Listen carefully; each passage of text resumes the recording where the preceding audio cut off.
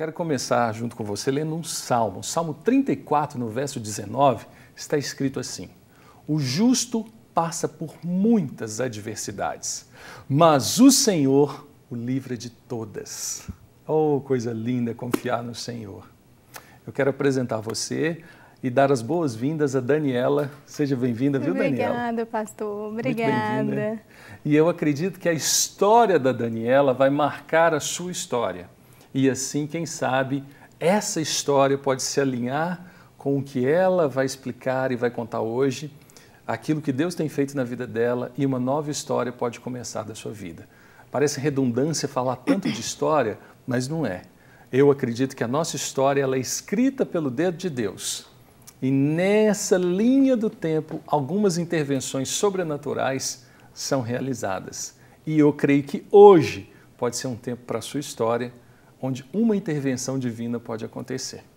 Bom, se você quiser também participar deste programa e até depois fazer algumas perguntas, eu creio que isso pode render, você pode enviar um e-mail para menteaberta@redesuper.com.br. E se você desejar falar comigo, pode colocar no meu Twitter, é @prcharlão. Isso mesmo, prcharlão, @prcharlão. É assim no Instagram e assim também no Twitter. Pode enviar a sua pergunta, pode interagir comigo e eu terei muito prazer em responder as suas dúvidas. Daniela, muito obrigado pela sua companhia. Viu? Eu que agradeço pelo convite. Prontamente a gente se encontrou. É verdade. Né, na fábrica de artes, você deixando seu verdade. filho, eu buscando a minha filha. Isso mesmo. E a gente se encontrou ali rapidamente e a sua história me impactou tanto. Amém. Como eu acredito que vai impactar milhares e centenas de milhares de pessoas que nos Amém. assistem. Aleluia. É para isso que serve, não é? Os nossos testemunhos. É verdade. É verdade. Você já tem noção, assim, antes da gente entrar na vida que você tem experimentado e como Deus tem te sustentado atualmente, no impacto que o seu sorriso, agora você está sorrindo as pessoas, essa moça não está vivendo assim, mil maravilhas, Mil né? maravilhas. E o impacto que a sua vida, o sorriso, a forma como você vive, de uma forma tão intensa, a alegria de Deus, e quando as pessoas conhecem a sua história, o que isso gera no outro? Na verdade, pastor, eu descobri tudo isso que você mencionou.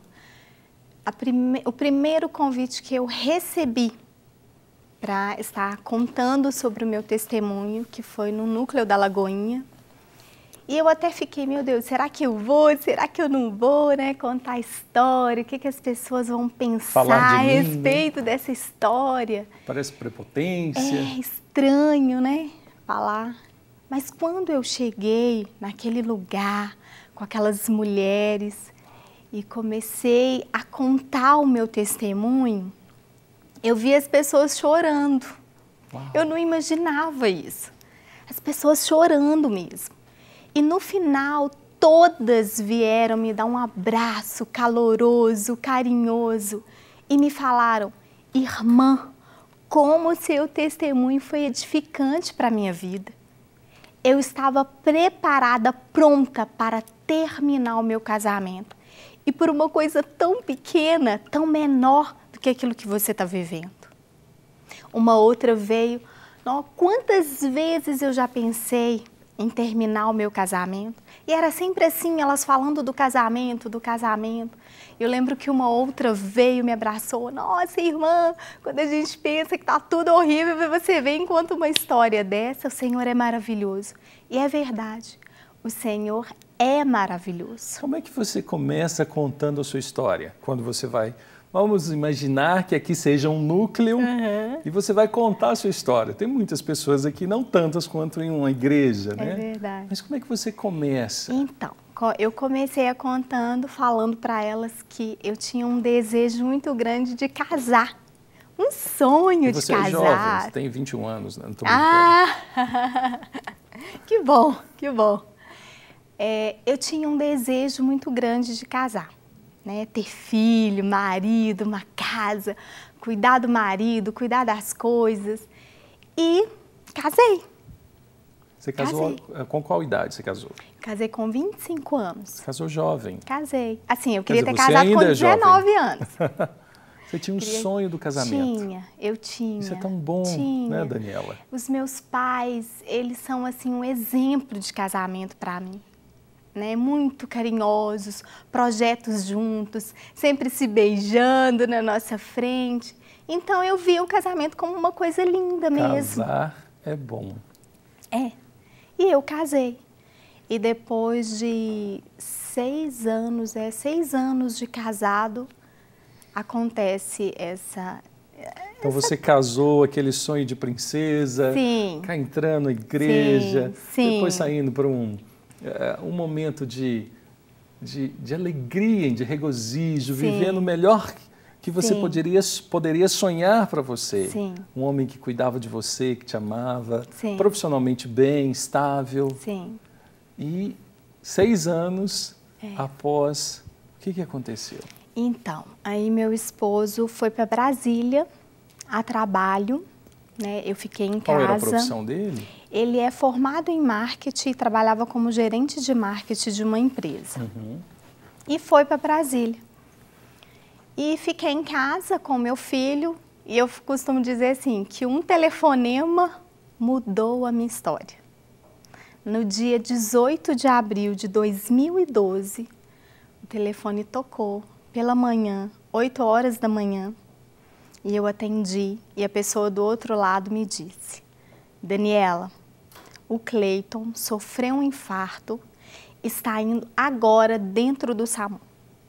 Eu comecei a chorar, eu fiquei assim tão angustiada. Ele em Brasília, eu aqui em Belo Horizonte. Nós morávamos num apartamento no bairro Palmares. Uau.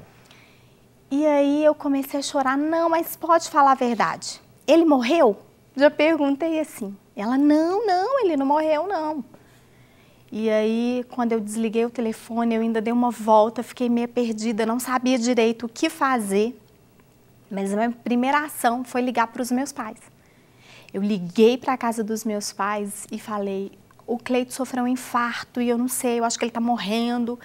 E os meus pais já começaram a orar, a interceder. Minha mãe é uma mulher de oração, intercessora. E ela começou a interceder. E aí, depois de um tempo, eu consegui ajoelhar e dizer a seguinte oração: Senhor, em nome de Jesus, não deixe o meu marido morrer. Essa foi a minha única oração. E o Pedro, com 3 anos na época, que é o meu filho... Você teve a notícia de que ele estava no SAMU, indo para o hospital? Indo para o hospital. E mais nada? Mais nada, só isso que ela me disse. E você lidando com a distância, 750 quilômetros. Exatamente, sem saber. Nada, mais nada. E aí que eu depois percebi que era o período da manhã e que o Pedro já tinha acordado e que ele precisava dos meus cuidados.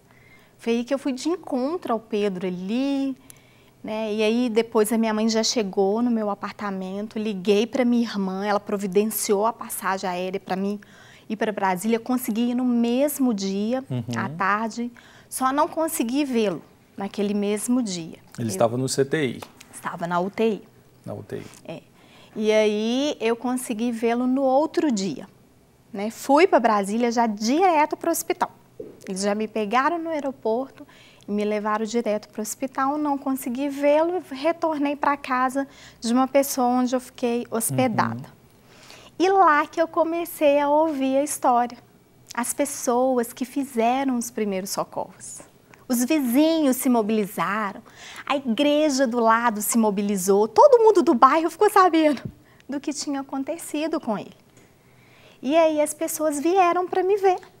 Vamos ver quem é a esposa do Cleiton, né? E me contar o que tinha acontecido, né? E aí me contaram que encontraram ele sangrando, né? Nariz, boca, ouvido. Ele estava onde? Ele estava hospedado na casa de uma prima. Ele estava a trabalho e hospedado na casa dela. E aconteceu lá, na casa dela. Meu pai. E ela ficou desesperada, né? Com certeza. E é tão interessante que as pessoas começaram a me falar que achava que ele tem uma pele clara, achava que ele era uma pessoa de pele negra, de tão escuro que ele estava quando encontraram. Ele ficou roxo, todo né? roxo. Todo roxo. E aí eu fiquei, sabe, Charles, pensando, meu Deus, o que será que aconteceu com meu esposo, né? Eu não estava aqui, como é que foi, né? Com a sensação que ele teve ao ter um infarto, né? E fiquei com muita vontade de vê-lo. Acordei no outro dia, assim, 6 horas da manhã, eu já estava pronta para visitá-lo. Mas a visita era só à tarde, 4 horas da tarde. Meu Deus. É. Você ficou quantos dias lá? Fiquei 4 meses no 4 total. meses ele ficou no 4 Brasil. meses. E depois desses 4 meses você retornou para Belo Horizonte. Sim, sim. E aí que foi definitivamente diagnosticado o quadro dele. É, porque lá em Brasília, quando ele saiu da UTI, aliás, ele ficou em coma durante 27 dias. E como que era a minha rotina ali dentro da UTI? Eu gosto de contar esse detalhe para as pessoas, porque eu não tinha mesmo vergonha de mostrar que eu era de Jesus. Então eu chegava ali na UTI, lia a palavra do Senhor para ele, ungia ele dos pés à cabeça, falava: Senhor, levanta meu marido daqui. Porque do jeito que eu encontrei ele, com traqueostomia, com intubação, entubado, todo inchado, com fraldas. A última lembrança que você tinha era o marido te despedindo de você e te dando um beijo. Você chega e o reencontro é uma pessoa irreconhecível. Completamente diferente. Muito inchada, né? Assim, o corpo deformado mesmo, entubado, respiração artificial. Meu pai. É assim que eu encontrei. E aí você pregou, ministrou, pregava, ministrava e orava. E aí começaram a levantar a hipótese de uma sequela. Aí eu já começava a orar, a oração mudou. Senhor, em nome de Jesus, acorda ele sem sequela. Mas aí não, ele acordou com uma sequela. Aí a gente chega no ponto, né? Assim, isso. E qual a sequela que ele tem hoje? Então, ele tem o que os médicos falam que é encefalopatia hipóxica, né? Que é a falta de oxigenação no cérebro. Porque ele teve o infarto, né? O coração parou de bater, mas seguido de parada cardiorrespiratória, que ele parou de respirar. No que ele parou de respirar, os neurônios morreram. Então, por isso que a sequela é muito grave. Ele morreu e ressuscitou. Né? Fizeram o ressuscitamento. Né? Então, Mas ele vive hoje, essa sequela permaneceu. Sim. E hoje ele vive, ele reconhece você? Não, ele não se auto-reconhece, então ele não sabe que ele é o Cleiton, né? Que é filho de tal pessoa, tal pai, que tem irmãos, que é casado com tal pessoa, que tem filhos. A história de vida dele, a existência dele, ele não reconhece, ele não conhece.